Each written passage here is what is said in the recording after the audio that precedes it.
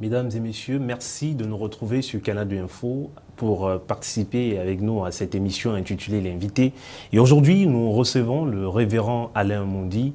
Lui, il a justement quelque chose de particulier à nous apprendre concernant nos églises, mais aussi la foi dans notre pays. Il va donc se donner l'opportunité lui-même de se présenter au public, de nous faire part de ce qu'il est et bien sûr de nous montrer les directives d'une vie normale qu'il faudrait d'ailleurs appliquer pour s'en sortir. Bienvenue à vous, Alain Mondi. Merci, merci bien. Je tiens à vous remercier déjà de votre invitation et aussi vraiment remercier l'équipe Canal 2. Et mon souhait aujourd'hui, c'est que vraiment Dieu puisse bénir le directeur général, M. Emmanuel Tuatué, et tous ses conseillers, toute l'équipe, que vraiment le Seigneur, l'Éternel puisse vraiment les bénir. Que l'Éternel bénisse également le président de la République et tous ses collaborateurs. Que l'Éternel bénisse le Cameroun. Alors, on espère que cela sera fait, c'est certain. Alors, une question assez particulière. Qui est le révérend Alain Mondi?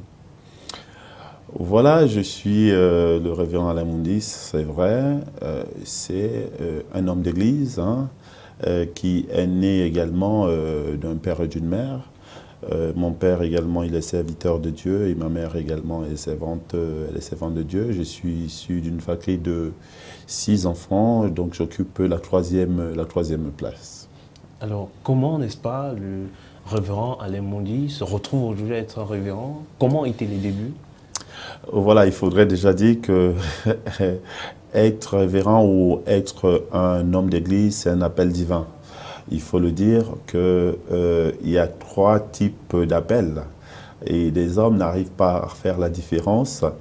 Il y a un appel dans le ministère par des hommes, c'est-à-dire les hommes décident que vous devenez vraiment pasteur. Et il y a le deuxième type, c'est des pasteurs qu'on peut rencontrer un peu partout, des pasteurs par diplôme. C'est-à-dire, par exemple, ils sont en galère au quartier ou encore, ils ont fréquenté une église, et voilà, ils sont allés faire une école de théologie et comme on dit que c'est l'école de théologie qui leur donne vraiment la capacité de devenir pasteur. Donc là, nous avons le premier type, c'est pasteur par des hommes. Le deuxième type, c'est pasteur par des diplômes. Et il y a aussi, n'est-ce pas, ce type de pasteur qui est pasteur par appel. C'est divin. C'est-à-dire que c'est Dieu qui appelle à ce moment. D'ailleurs, lorsque nous lisons les Écritures, nous pouvons voir le cas de Jérémie.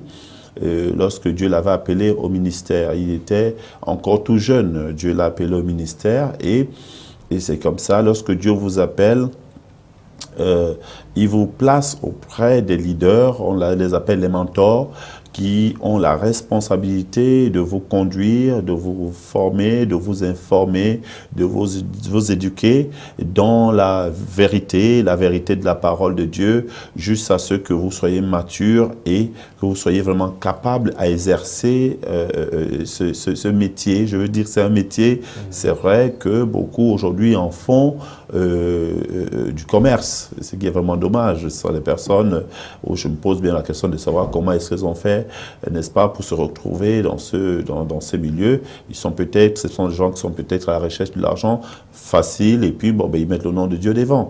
Mais je dis, le métier de pasteur ou d'apôtre et tout ça, c'est un métier qui est reposé sur un appel divin. Alors, parlons justement de cet appel qui est divin. Une société nous regarde et aujourd'hui on se demande comment est-ce qu'on arrive à ressentir qu'on est appelé, est-ce qu'on écoute une voix, comment ça se passe en fait? Voilà, moi personnellement, j'avais reçu cela dans mon esprit. Il fut une fois, je dormais et je peux appeler ça un rêve. Et dans ce rêve, je me suis retrouvé au salon. J'étais encore tout jeune, j'avais à peine 8 ans. Et c'est là où j'ai entendu une voix qui m'appelait. Et ma mère, on appelle ça la véranda au Cameroun. Et la véranda, c'était dans la barrière, en effet. Ma mère était assise vraiment dans la cour sur un banc. Et la voix m'appelait, c'était aux environs de 15-16 heures par là.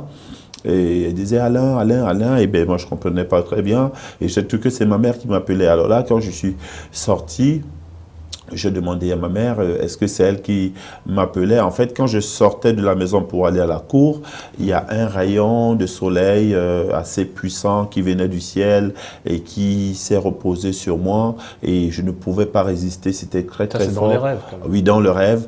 Okay. Et c'était très, très fort. J'ai fléchi des genoux et cette voix s'est fait entendre. Alain, Alain, écoute-moi, je t'appelle. D'accord.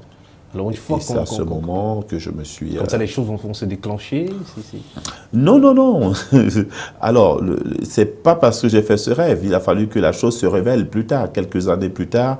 Alors, j'ai commencé, à l'époque, j'étais dans un lycée de la place. À l'époque, il y avait des réunions chrétiennes à Bonapriso et moi au niveau du lycée j'étais également responsable des jeunes chrétiens, donc on recevait parfois, enfin on organisait nos réunions d'échange et de discussion chrétienne les mercredis au lycée. Bon, moi je me rappelle très bien, à l'époque j'étais en première et donc du coup lorsqu'on terminait nos cours, voilà, le censeur également était chrétien, donc on avait une salle bien reposée pour ça et c'est comme ça que j'ai commencé à comprendre cet appel. C'était très très fort, c'était même au-delà de mes forces, je veux dire, hein, parce que même quand je partais au lycée, vraiment j'étais très tiraillé, bousculé dans mon esprit. Il fallait absolument que la fausse chose se fasse. Alors quelques années plus tard, je vais me déplacer, après mes études, je vais me déplacer, je vais à l'étranger. C'est comme ça que je vais commencer par me faire former. Et me faire former, je suis dans des églises, je travaille dans des églises. Après ça, c'est là où même des pasteurs qui étaient là ont décelé, en fait, ont compris qu'il y avait un appel qui était là. Ils m'ont appelé plusieurs fois, ils m'ont dit, voilà, Dieu nous dit, voilà ce qu'il faut faire. Je le ressentais déjà, mais j'ai voulu au moins que les gens attestent, approuvent aussi mon appel parce que c'est important. Vous le ressentez vous-même et que, bon, mais derrière, que des personnes, vous discutez un peu avec elles, mais qu'elles vous disent que oui, effectivement, Dieu vous appelle, vu votre service, votre sérieux et tout ça. C'est comme ça que je vais aller dans des écoles de théologie. J'ai fait la première école de théologie, 2 écoles de théologie au Gabon, une par le campus pour Christ international. Je suis allé également à l'école de théologie des Assemblées de Dieu du Gabon. J'ai été, après ça, j'ai été à l'Institut de théologie aux États-Unis. D'accord. Alors aujourd'hui, vous êtes au service d'une église évangélique Impact du Salut. Alors comment est-ce qu'on arrive à se donner cette volonté de construire, de porter sur son dos une telle charge qui est assez lourde peut-être? La charge, je voulais dire, c'est une mission. Vous savez, lorsque vous travaillez, il y a un patron. Et le patron vous envoie, n'est-ce pas, exercer une tâche bien définie. Et nous qui savons très bien que Dieu est une personne qui parle. Dieu a la capacité de parler, Dieu entend, Dieu parle et Dieu agit, Dieu travaille. Et Dieu parle, il nous parle le plus souvent par des songes, il nous parle par des hommes, il nous parle par des révélations, il nous parle même audiblement, il nous parle à notre esprit.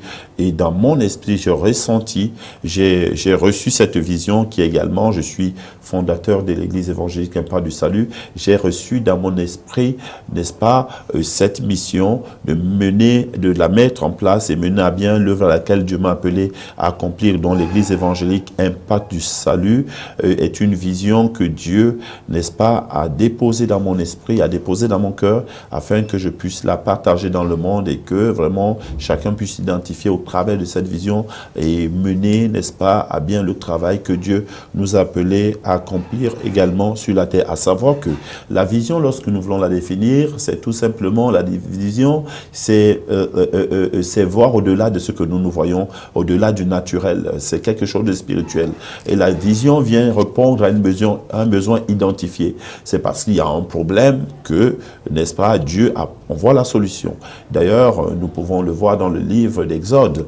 La Bible nous dit très bien que Dieu dit à Moïse qui était en train de paître le troupeau de son beau-père Jéthro, Dieu dira à Moïse, j'ai vu la souffrance de mon peuple, j'ai entendu les cris que le font pousser ses oppresseurs des Égyptiens, je suis descendu le délivrer pour le faire rentrer dans le bon et beau pays où coule le lait et le miel. Dieu dit, j'ai vu, j'ai entendu. C'est ça la vision. Et il ne garde pas cette vision, il la donne à un homme, afin que l'homme puisse la matérialiser. Et c'est comme ça que Moïse va arriver, il ira vers Pharaon, n'est-ce pas, pour que le peuple de Dieu soit libéré. Alors, au verset justement de votre carte, il est écrit, je vais lire un verset très très important, Matthieu chapitre 2, verset 28, chapitre 11, verset 28, « Venez à moi, vous tous qui êtes fatigués et chargés, je vous donnerai du repos. » Pourquoi le choix de ce verset au verset de votre carte de visite? Vous avez bien fait de le retenir d'ailleurs. Je voudrais dire aux gens aujourd'hui que c'est plus bénéfique d'aller à l'église. Beaucoup vont à l'église pour se donner bonne moralité, hein, et c'est un peu dommage. On va à l'église parce que la Bible dit qu'il est agréable de voir des frères et sœurs demeurer ensemble. C'est là où Dieu envoie la bénédiction et il envoie la vie pour l'éternité. Alors il est important de le comprendre. Pourquoi? Parce que pour moi c'est bénéfique. Lorsque j'ai un besoin, je dois aller dans un endroit où, n'est-ce pas, les hommes et les femmes crient à Dieu afin que Dieu envoie des solutions. Et lorsqu'on va à l'église, normalement c'est pour avoir aussi des besoins. Non seulement on va rendre un culte à Dieu, on répand nos âmes devant le Seigneur et en retour, Dieu répond, n'est-ce pas, à nos prières. Nous avons des besoins. Peut-être vous avez des besoins financiers, peut-être vous avez besoin d'une femme, vous voulez travailler. Alors, lorsque vous partez à l'église, vous priez le Seigneur, même dans votre maison, vous commencez à prier. En entrant dans cette église, c'est à ce moment où Dieu également, n'est-ce pas, peut répondre à vos prières, n'est-ce pas, en apportant la réponse. Dieu envoie la bénédiction. La bénédiction répond à votre besoin, aux besoins auxquels vous partez à l'église pour un besoin. Maintenant, pourquoi ce passage, je l'ai choisi? Tout simplement parce que la seule personne qui peut apporter des solutions à nos problèmes, c'est Jésus. Voilà pourquoi il dit, venez à moi, vous tous qui êtes fatigués et chargés. Je voudrais vous dire que le bon berger est celui qui donne sa vie pour des âmes.